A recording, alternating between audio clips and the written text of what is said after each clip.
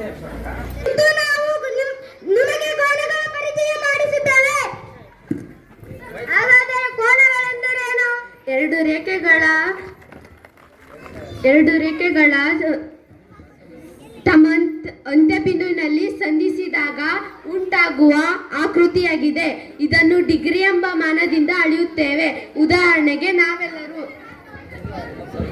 ಇವುಗಳಲ್ಲಿ ಹಲವಾರು ವಿಧಗಳಿರುವಂತೆ ಕಾಣುತ್ತಿದೆಯಲ್ಲ? ಹೌದು, ಇವುಗಳಲ್ಲಿ 6 ವಿಧಗಳಿವೆ. ಲಂಬಕೋನ, ಲಘುಕೋನ, ವಿಶಾಲ ಕೋನ, ಸರಳ ಕೋನ, ಸರಳಾಧಿಕ ಕೋನ, ಪೂರ್ಣಕೋನ. ನಾನು ಲಂಬಕೋನ. ಹಾಗಾಗಿ 90 ಡಿಗ್ರಿಯಲ್ಲಿ ಪರಸ್ಪರ 2 ರೇಖೆಗಳ ಲಂಬವಾಗಿ ಛೇದಿಸಿ ನಾನು ಉಗಮವಾಗಿದೆ. ನಾನು ಲಘುಕೋನ. 0 ಡಿಗ್ರಿಗಿಂತ ಹೆಚ್ಚು, 90 ಡಿಗ್ರಿಗಿಂತ ಕಡಿಮೆ, 0 ಡಿಗ್ರಿಗಿಂತ ಹೆಚ್ಚು, 90 ಡಿಗ್ರಿಗಿಂತ ಕಡಿಮೆ 2 ರೇಖೆಗಳ ಪರಸ್ಪರವಾಗಿ ಛೇದಿಸಿ ನನ್ನ ಉಗಮವಾಗಿದೆ.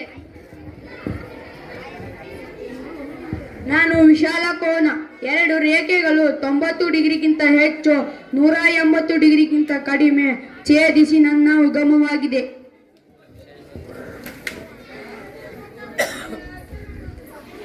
ನಾನು ಸರಳ ಕೋನ.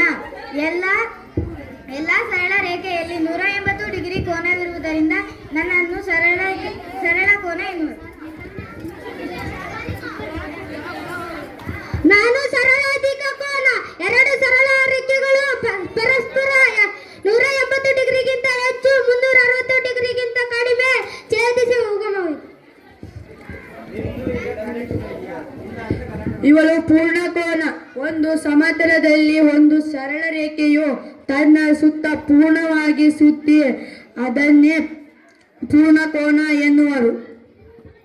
ಎಲ್ಲರಿಗೂ ಕೋನಗಳ